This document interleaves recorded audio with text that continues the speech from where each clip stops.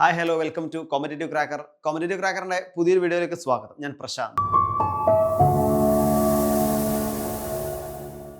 അപ്പോൾ നമ്മൾ അടുത്ത വരാനിരിക്കുന്ന നെറ്റ് പരീക്ഷയ്ക്ക് വേണ്ടി കാത്തിരിക്കുന്ന ആൾക്കാരായിരിക്കും അല്ലേ? കഴിഞ്ഞ പരീക്ഷ എങ്ങനെ ഉണ്ടായിരുന്നു? കഴിഞ്ഞ പരീക്ഷ പലർക്കും എളുപ്പമായിരുന്നു, അതേപോലെ മിക്സഡ് ആയിട്ടുള്ള അഭിപ്രായങ്ങളായിരുന്നു വന്നിരുന്നത്. എന്നാൽ കൂടി ഇനിയുള്ള ദിവസങ്ങൾ, അതായത് ഈ ഒരു ജൂൺ മാസത്തിലെ നെറ്റ് പരീക്ഷയ്ക്ക് വേണ്ടി പ്രിപ്പയർ ചെയ്യുന്നവരാണ് നിങ്ങളെങ്കിൽ, ഇനിയുള്ള ദിവസങ്ങൾ നിങ്ങളെ സംബന്ധിച്ചിടത്തോളം പഠനത്തിന് വേണ്ടി മാത്രം മാറ്റി വെക്കേണ്ട സമയമാണ്. കാരണം എന്താ വെച്ചാൽ അധിക ദിവസം നമ്മളെ മുന്നിലില്ല. ഇനി ഏറി വന്നാൽ ഒരു 90 ദിവസങ്ങളൊക്കെ നമ്മളെ മുന്നിലുള്ളൂ. അപ്പോൾ ആ ഒരു ദിവസം കൊണ്ട് എങ്ങനെയാണ് നമുക്ക് നല്ല രീതിയിലൊരു പഠനം കാഴ്ചവെക്കാൻ വേണ്ടി പറ്റുക, എങ്ങനെയായിരിക്കും നമുക്ക് പഠിക്കാൻ വേണ്ടി പറ്റുക, എങ്ങനെയായിരിക്കാം പ്രോപ്പർ ആയിട്ടൊരു വേയിലൂടെ പഠിച്ചുകൊണ്ട് നിങ്ങൾക്ക് നല്ലൊരു മാർക്ക്, അതായത് സെക്യൂർ ആയിട്ടുള്ള മാർക്ക്, നമുക്കറിയാം നെറ്റിനും അതേപോലെ PhD ഓൺലി ആണെങ്കിലും JRF ആണെങ്കിലും ഒക്കെ കട്ട് ഓഫ് മാർക്ക് നമുക്കറിയാലോ എങ്ങനെയൊക്കെ വരുന്നത്.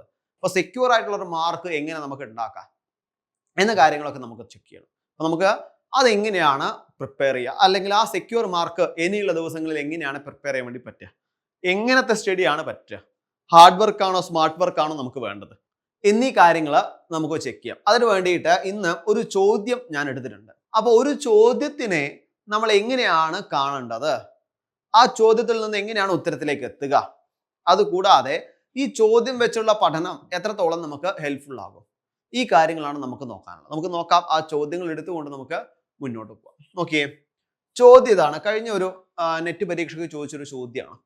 2-3 കാര്യങ്ങൾ ഈ ചോദ്യം വായിക്കുമ്പോൾ നമുക്ക് മനസ്സിലാവണം. എന്തൊക്കെയാ? ഒന്നാമത്തെ ചോദ്യം എന്താണ്? Okay, which of the following are the discounted cash flow technique of capital budgeting? Capital ബജറ്റിംഗുമായി ബന്ധപ്പെട്ട ചോദ്യമാണ് ഇത്. അപ്പൊ ക്യാപിറ്റൽ ബജറ്റിംഗുമായി ബന്ധപ്പെട്ട ചോദ്യം എന്ന് പറയുമ്പോൾ നമുക്കിവിടെ മനസ്സിലായി എന്താണ്, ക്യാപിറ്റൽ ബജറ്റ് ആണ് ഈ ഒരു ചോദ്യത്തിന്റെ ഇമ്പോർട്ടന്റ് ആയിട്ടുള്ള ഒരു ഏരിയ. അപ്പൊ വെറും ക്യാപിറ്റൽ ബജറ്റ് മാത്രമാണോ ചോദിച്ചത്? അല്ല. എന്താണ്? Which of the following R discounted cash flow techniques of capital budget, അല്ലെ? ക്യാഷ് ഫ്ലോ ടെക്നിക്സ് 2 കാര്യങ്ങൾ ചോദിച്ചിട്ടുണ്ട്. അപ്പൊ ഈ 2 കാര്യങ്ങൾ ഒരു കോർ ഏരിയ തന്നെയാണ് ഈ ഒരു ചോദ്യത്തിന്റെ, അല്ലെ? ഇവിടെ നിന്നാണ് ചോദ്യം വരുന്നത്. അപ്പൊ ഈ ഒരു ചോദ്യം പ്രധാനമായിട്ടും വരുന്ന ഏത് ഭാഗത്തു നിന്നാണ്? അല്ലെ, FM എന്നാണ്, അല്ലെ? FM എന്ന ഏരിയ എന്നാണ് വരുന്നത്.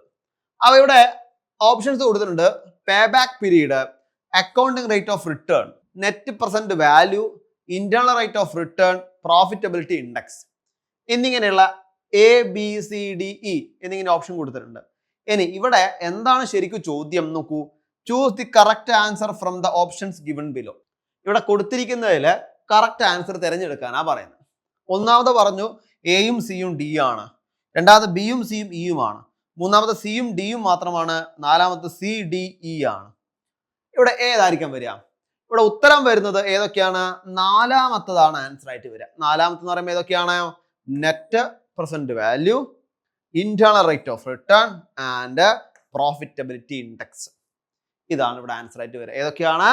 CDE, അല്ലെ? ഇനി ഈ ഒരു ചോദ്യത്തിനെ നമ്മൾ എങ്ങനെയാണ് കാണുക? ഈ ഒരു ചോദ്യത്തിനെ നമ്മൾ എങ്ങനെ കാണും? അതായത് ഈ 90 ദിവസം മാത്രമേ മുന്നിലുള്ളൂ.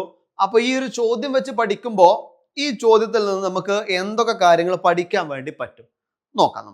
നോക്കൂ, CDE ആണ് ഉത്തരങ്ങൾ വരുന്നത്. അപ്പൊ ഇവിടെ പറഞ്ഞിരിക്കുന്ന ഏരിയ ഏതാണ്? ക്യാപിറ്റൽ ബജറ്റിംഗ് ആണ് ഇവിടെ പറഞ്ഞത്, അല്ലെ? ഏതാണ്? ക്യാപിറ്റൽ ബജറ്റിംഗ് ആണ് ഇവിടെ പറഞ്ഞിരിക്കുന്നത്. അപ്പോ ക്യാപിറ്റൽ ബജറ്റിംഗ് എന്ന് പറയുമ്പോൾ എന്തായിരിക്കും വരും? നോക്കൂ, capital budgeting technique are generally classified into 2 category. Capital ബജറ്റിങ്ങിനെ 2 കാറ്റഗറി ആയിട്ട് തരംതിരിച്ചിട്ടുണ്ട്. ഏതൊക്കെയാ? ഒന്നാമത്തെ ഒന്ന് ട്രഡീഷണൽ അല്ലെങ്കിൽ നോൺ ഡിസ്കൗണ്ടഡ് എന്നും, പിന്നീടോ മോഡേൺ അഥവാ ഡിസ്കൗണ്ടഡ് ക്യാഷ് ഫ്ലോ എന്നും, അല്ലെ? ഏതൊക്കെയാണ്? ഒന്നാമത്തത് ട്രഡീഷണൽ, അല്ലെ? പിന്നെയോ മോഡേൺ എന്നിങ്ങനെ തരംതിരിച്ചിട്ടുണ്ട് 2 രീതിയിൽ. നോക്കിയേ അടുത്ത, the primary difference lies in whether the method accounts for the time value of money. ഇവിടെ പ്രധാനമായിട്ടും എന്താണ്? നമ്മളെ ടൈം വാല്യൂ, നമ്മളെ മണിയുടെ ടൈം വാല്യൂ ആണ് പ്രധാനമായിട്ട് എന്ത് ചെയ്യുന്നത്? ഡിഫറൻസ് ആയിട്ട് നമ്മൾ പറയാം. അപ്പൊ ഇവിടെ 2 എണ്ണം നമ്മൾ പറഞ്ഞു. ഏതാണ്? ക്യാപിറ്റൽ ബജറ്റ് ടെക്നിക്കിന്റെ പ്രധാനമായിട്ടുള്ള 2 എണ്ണമാണ്. ഒന്ന് ട്രഡീഷണൽ മെത്തേഡും അതേപോലെ മോഡേൺ മെത്തേഡും. ഇനി ഈ ഒരു ട്രഡീഷണൽ മെത്തേഡും മോഡേൺ മെത്തേഡും എന്തൊക്കെ വരുന്നുണ്ട്? അപ്പൊ നമ്മൾ ആ ചോദ്യം എന്താ നോക്കിയത്? ക്യാപിറ്റൽ ബജറ്റിംഗുമായി ബന്ധപ്പെട്ട ചോദ്യം നോക്കിയത്.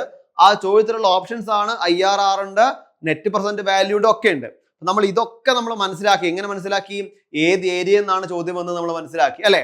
ആ ചോദ്യത്തിൽ നിന്നും കണ്ടെത്തേണ്ട കാര്യങ്ങൾ എന്താണ്? ക്യാപിറ്റൽ ബജറ്റിംഗ് അവിടെ ഉണ്ട് ചോദ്യത്തിൽ. അപ്പൊ ക്യാപിറ്റൽ ബജറ്റിംഗ് നമ്മൾ കണ്ടുപിടിക്കണം, അല്ലെങ്കിൽ അറിഞ്ഞിരിക്കണം. പിന്നെ ക്യാപിറ്റൽ ബജറ്റിംഗ് ടെക്നിക്ക് അറിഞ്ഞിരിക്കണം. എന്നാൽ മാത്രമേ ചോദ്യത്തിന് എന്ത് ചെയ്യാൻ പറ്റുള്ളൂ?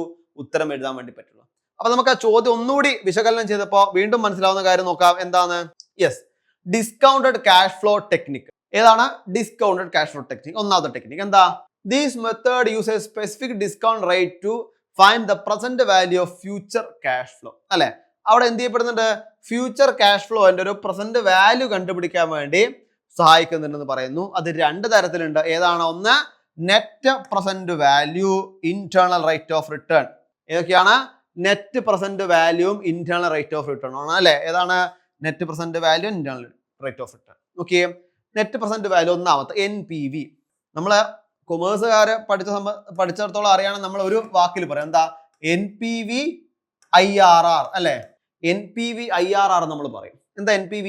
NPV calculate the difference between the present value of cash inflow and outflow. അതായത് ക്യാഷ് ഇൻഫ്ലോയും ക്യാഷ് ഔട്ട്ഫ്ലോയും ഉണ്ട്. ഈ ക്യാഷ് ഇൻഫ്ലോ ഔട്ട്ഫ്ലോ എന്നിങ്ങനെ നടക്കുന്ന സമയത്ത്, ഇൻഫ്ലോയും ഔട്ട്ഫ്ലോയും ഈ നടക്കുന്ന സമയത്ത് അതിന്റെ പ്രസന്റ് വാല്യൂ, ഈ രണ്ട് സന്ദർഭങ്ങളിലും അതിന്റെ പ്രസന്റ് വാല്യൂവിന്റെ ഡിഫറൻസ് നമ്മൾ കണ്ടുപിടിക്കാൻ അല്ലെങ്കിൽ കാൽക്കുലേറ്റ് ചെയ്യാൻ വേണ്ടിയിട്ടാണ് എന്ത് ഉപയോഗിക്കുന്നത്? നെറ്റ് പ്രസന്റ് വാല്യൂ അഥവാ NPV ഉപയോഗിക്കുക. പിന്നീടോ internal rate of return IRR. എന്താ? The discount rate that make the NPV of the project equal to 0. എന്താണ് അവിടെ? അതൊരു ഡിസ്കൗണ്ട് റേറ്റ് ആണ്. എന്താണ്? Discount rate that make the NPV of a project equal to 0. ആ project equal to 0 ആക്കാനുള്ള ഒരു discount rate ആണ് IRR അഥവാ ഇന്റേണൽ റേറ്റ് ഓഫ് റിട്ടേൺ. അപ്പോൾ ഇവിടെ നമ്മൾ നോക്കണം എന്താണ്? ഡിസ്കൗണ്ടഡ് ക്യാഷ് ഫ്ലോ ടെക്നിക്കിലെ പെട്ടതാണ് NPV IRR. ഇത് രണ്ടും മതിയോ? ഇത് രണ്ടും നമ്മൾ എവിടെ കണ്ടു? നമ്മൾ ഓപ്ഷൻസിൽ കണ്ടു അല്ലെ. അപ്പൊ അത് നമ്മൾ എന്ത് ചെയ്യണം? ഡീറ്റെയിൽ ആയിട്ട് നോക്കുകയാണ്. അടുത്ത് എന്തായിരിക്കാം വരിക? Profitability index. അടുത്തത് എന്താ?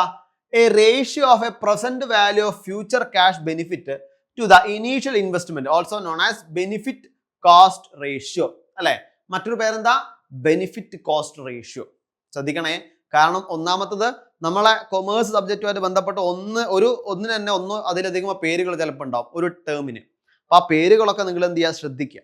ഓക്കെ, കാരണം ഏത് ടേം ആണ് വരാൻ പറ്റുക നമുക്ക് പറയാൻ വേണ്ടി പറ്റില്ല. അതുകൊണ്ട് തന്നെ ആ ടേമുകളൊക്കെ എന്ത് ചെയ്യുക? ശ്രദ്ധിക്കുക.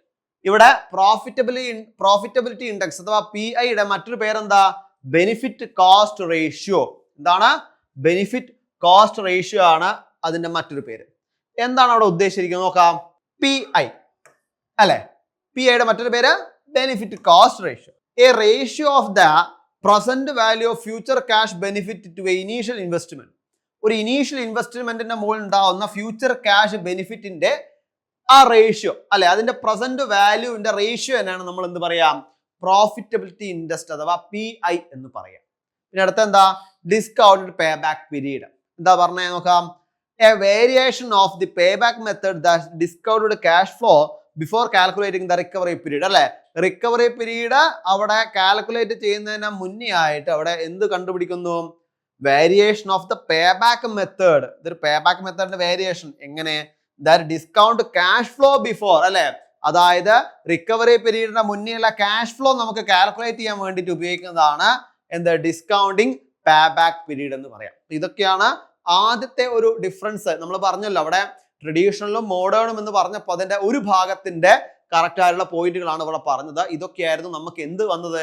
ഓപ്ഷൻസ് ആയിട്ട് വന്നത് അല്ലെ. ഓക്കെ, അടുത്ത നോൺ ഡിസ്കൗണ്ടഡ് ടെക്നിക്കാണ് ട്രഡീഷണൽ. അതിൽ വരുന്നതാണ് പേ back period, accounting rate of return. ഈ ഒരു പേര് കേൾക്കുമ്പോൾ തന്നെ നമുക്ക് പലർക്കും വളരെ ഈസി ആയിട്ട് അറിയാൻ പറ്റുന്നതും അതുപോലെ പലരും ഇപ്പം മനസ്സിൽ വിചാരിക്കണം പക്ഷേ ഇതൊക്കെ ഞങ്ങൾക്ക് അറിയാമല്ലോ എന്നുള്ളത്. പക്ഷേ നമ്മൾ എങ്ങനെ പഠിക്കണം എന്ന് കൂടിയാണ് ഇവിടെ പറയുന്നത്. ഒന്നാമത്തെ pay back period. Measure the time required to recover the initial investment from a raw cash inflow. അല്ലെ, ഒരു റോ ക്യാഷ് ഇൻഫ്ലോ ഇന്ന് നമ്മൾ ഇനീഷ്യൽ ഇൻവെസ്റ്റ്മെന്റ് നമുക്ക് റിക്കവർ ചെയ്യാനുള്ള ടൈമിനെ വിളിക്കുന്ന പേരാണ് മക്കളെ പേ ബാക്ക് പീരീഡ്. അടുത്തത് accounting rate of return ARR, based on accounting profit net income rather than cash flow and does not use discounting. അല്ലെ, അവിടെ എന്താ സൂചിപ്പിക്കുന്നത്? Based on accounting profit net income rather than cash flow. അല്ലെ, cash ഫ്ലോയും അതേപോലെ net income രണ്ടിനെയാണ് അവിടെ സൂചിപ്പിക്കുന്നത്. And does not use discounting. അത് എന്തിന് ആക്കുന്നില്ല? Does not use discounting. ഡിസ്കൗണ്ടിങ്ങിന് വേണ്ടി ഉപയോഗിക്കുന്നില്ല. അതിനെയാണ് അക്കൗണ്ടിങ് റേറ്റ് ഓഫ് റിട്ടേൺ എന്ന ടേം കൊണ്ട് അർത്ഥമാക്കുന്നത്. ഓക്കെ, അടുത്തത്. അപ്പോൾ ഇവിടെ നമുക്ക് എന്തൊക്കെയാണ് മനസ്സിലാക്കാൻ വേണ്ടി പറ്റിയത്? അതായത് ഒരു ക്വസ്റ്റ്യൻ നമ്മൾ വായിക്കുമ്പോൾ അവിടെ എന്തൊക്കെ കാര്യങ്ങൾ ശ്രദ്ധിച്ചു കൊണ്ടുപോയാൽ ഇനിയത്തെ എക്സാമിന് വേണ്ടി നമുക്ക് പ്രിപ്പയർ ചെയ്യാൻ വേണ്ടി പറ്റും. നോക്കിയേ, അതായത് നമ്മൾ ക്വസ്റ്റ്യൻ വായിക്കുന്നു. ഒന്നാമത് ക്വസ്റ്റ്യൻ വായിച്ചു കഴിഞ്ഞാൽ നമുക്ക് നമ്മുടെ വലിയൊരു സിലബസ് പ്രോപ്പറായിട്ട് തന്നിട്ടുണ്ട്, NTA അല്ലെ, കുറെ അതായത് ഒരുപാട് മൊഡ്യൂളുകൾ അടങ്ങിയിട്ടുള്ള വലിയൊരു സിലബസ് തന്നിട്ടുണ്ട്. അപ്പൊ അത് ഏത് ഏരിയ എന്നാണെന്നുള്ള കണ്ടുപിടിക്കുക. ടാക്സ് ആണോ, അതുപോലെ FM ആണോ, അല്ലെ ഏത് ഏരിയ എന്നാണ്, അല്ലെ ഏത് ഏരിയ എന്നാണെന്ന് എന്ത് ചെയ്യുക, നമ്മൾ കണ്ടുപിടിക്കുക. അത് കഴിഞ്ഞാല് ആ ചോദ്യത്തിൽ തന്നെ ഉണ്ടാവും ആ ഏരിയയുടെ ഇമ്പോർട്ടന്റ് ആയിട്ടുള്ള കാര്യം എവിടെ നിന്നാണ് വന്നത് എന്ന്, അല്ലെ. ഉദാഹരണം ഞാൻ ഇപ്പൊ പറഞ്ഞുതരാം. ഉദാഹരണം പറഞ്ഞത് വേഗം മനസ്സിലാവും. നോക്കിയേ, നമ്മളെ ചോദ്യം എന്തായിരുന്നു? ചോദ്യം ഇതായിരുന്നു, എന്താ? ഫോളോയിങ് ആ discount cash flow technique of capital budgeting, അല്ലെ. അപ്പൊ ഇവിടെ ഈ ഒരു ചോദ്യം വായിക്കുമ്പോൾ നമുക്ക് മനസ്സിലാക്കേണ്ടത് എവിടെ നിന്ന് വന്നു? FM എന്ന് വന്നു നമ്മൾ പറഞ്ഞു, അല്ലെ. FM ഏത് ഏരിയ എന്നാ വന്ന? Capital budgeting. ക്യാപിറ്റൽ ബജറ്റിന് എന്താ ചോദിച്ചത്? ഡിസ്കൗണ്ടിങ് ക്യാഷ് ഫ്ലോ ടെക്നിക് ആണ് ചോദിച്ചിരിക്കുന്നത്. ഇങ്ങനെ നമ്മൾ എന്ത് ചെയ്യണം? ഒരു ക്വസ്റ്റ്യനെ വക തിരിഞ്ഞുകൊണ്ട് പഠിക്കണം. അത് മാത്രം മതിയോ? പോരാ. ഇവിടെ ടെക്നിക്കുകൾ കൊടുത്തിട്ടുണ്ട്. ഈ ടെക്നിക്കുകളൊക്കെ നമ്മൾ പഠിക്കണം. ഇതൊക്കെ ഡിസ്കൗണ്ടഡ് വാല്യൂ എന്താണ്? ഡിസ്കൗണ്ട് ക്യാഷ് ഫ്ലോ ടെക്നിക് ആണോ ചോദിച്ചാൽ അല്ല, മാറ്റങ്ങളുണ്ട്. എന്നാലും ഈ ടെക്നിക്കൊക്കെ എന്താണ്? അവിടെ വരുന്നതാണ് ക്യാപിറ്റൽ ബജറ്റിംഗിൽ നിന്ന്. അതുകൊണ്ട് തന്നെ ക്യാപിറ്റൽ ബജറ്റിംഗ് എന്ന ഏരിയ വളരെ ഇമ്പോർട്ടന്റ് ആണ്, നമ്മൾ മനസ്സിലാക്കണം. ഇങ്ങനെ ഇങ്ങനെയുള്ള നമ്മൾ ഓരോ ചോദ്യങ്ങളും മനസ്സിലാക്കിക്കൊണ്ട് ആ ചോദ്യത്തെ കറക്റ്റായിട്ട് കീറി മുറിച്ചുകൊണ്ട് ഓപ്ഷൻസ് മനസ്സിലാക്കിക്കൊണ്ട് പഠിച്ചാൽ വരാനിരിക്കുന്ന നെറ്റ് പരീക്ഷ നമുക്ക് എന്ത് ചെയ്യാൻ വേണ്ടി പറ്റും? ഈസി ആയിട്ട് ക്രാക്ക് ചെയ്യാൻ വേണ്ടി പറ്റും. അപ്പൊ ഈ ഒരു മെത്തേഡ് കൂടെ നിങ്ങളെ പഠനം മുന്നോട്ട് കൊണ്ടുപോവുക. അപ്പോൾ ഇത്തരത്തിൽ ഈ ഒരു മെത്തേഡ് കൂടെ മുന്നോട്ട് കൊണ്ടുപോയിട്ട് വരാനിരിക്കുന്ന നെറ്റ് പരീക്ഷയെ നിങ്ങളെ തയ്യാറാക്കാൻ വേണ്ടിയിട്ടാണ് നമ്മളെ പുതിയ ബാച്ച് നമ്മൾ സ്റ്റാർട്ട് ചെയ്യുന്നത്.